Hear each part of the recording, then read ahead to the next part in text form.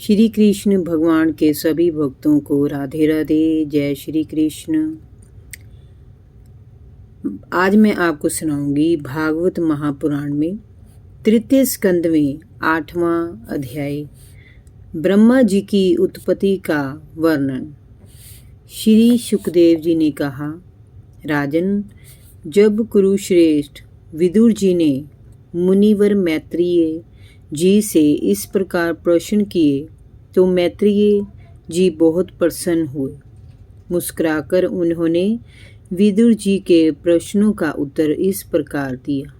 श्री मैत्रेय जी ने कहा, विदुर जी, आप धन्य हैं जो पग पग पर श्री हरि की लीलाओं का श्रवण करके उनकी कीर्ति के गुणगान करते हैं। अब मैं आपको श्रीमद्भागवत पुराण की वह कथा सुनाता हूँ जिसे स्वयं भगवान ने सनक आदि ऋषियों को सुनाया था। सृष्टि के प्रारंभ में संपूर्ण विश्व प्रलय के बाद जल में डूबा हुआ था। उस समय एकमात्र श्री नारायण योग निद्रा में शेष शैया पर लेटे हुए थे। वे उस योग निद्रा में आनंद मग्न हो रहे थे। उस समय उन्होंने अपनी काया शक्ति से अपने शरीर में व्याप्त अनंत लोकों को देखा। उन्हें देखकर उनके मन में सृष्टि रचना की पूर्ण इच्छा जागृत हुई। तभी उनके नाभि प्रदेश से कमल कोश के रूप में एक सूक्ष्म तत्व ऊपर उठा। उसके प्रकाश से संपूर्ण जल राशि उद्भासित हो उठी। उस कमल पृष्ठ कर्णिका मीन्स गद्दी पर संपूर्ण वेदों के ज्ञाता ब्रह्मा जी प्रकट हुए। उन्होंने चारों ओर दृष्टि घुमाकर देखा पर उन्हें कुछ भी दिखाई नहीं दिया। वे सोचने लगे, इस कमल की कर्णिका पर बैठा हुआ मैं कौन हूँ? इस कमल का आधार कहाँ है?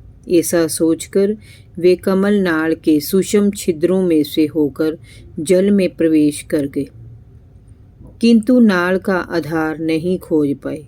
उस अपार अंधकार में अपनी उत्पत्ति का स्थान खोजते खोजते उन्हें बहुत काल बीत गया। ये काल ही भगवान का चक्र है जो प्राणियों को भयभीत करता है हुआ उनकी आयु को क्षीण करता है।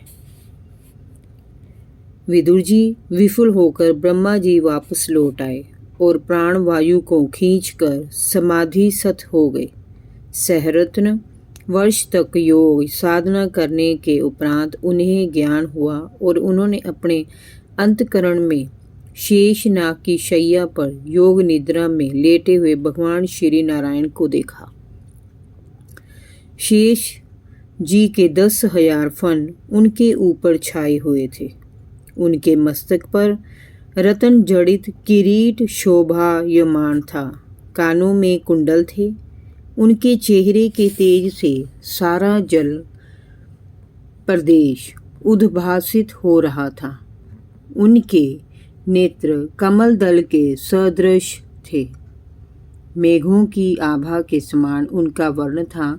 उनकी कमर में पीतांबर शोभायमान था। छाती पर वैजयंती माला की अद्भुत चमक थी। उनके लाल लाल अधरों पर मधुर मुस्कान थी। सिर पर भौरों की भांति केश लहरा रहे थे।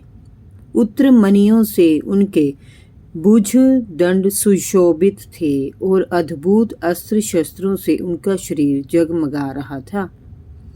तब विश्व रचना करने की इच्छा रखने वाले लोक विधाता ब्रह्मा जी ने अपने आप को भगवान की नाभि से प्रकट कमल पर स्थित देखा। उन्होंने वहाँ कमल, जल, आकाश, वायु और अपने शरीर के अतिरिक्त और कुछ भी नहीं देखा।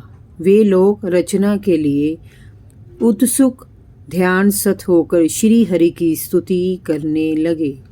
जय जय श्री राधे। भागवत महापुराण की जय।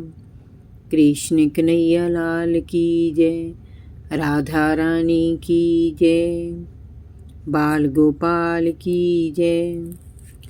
भगवान श्री कृष्ण के सभी भक्तों को राधे राधे, जय श्री कृष्ण।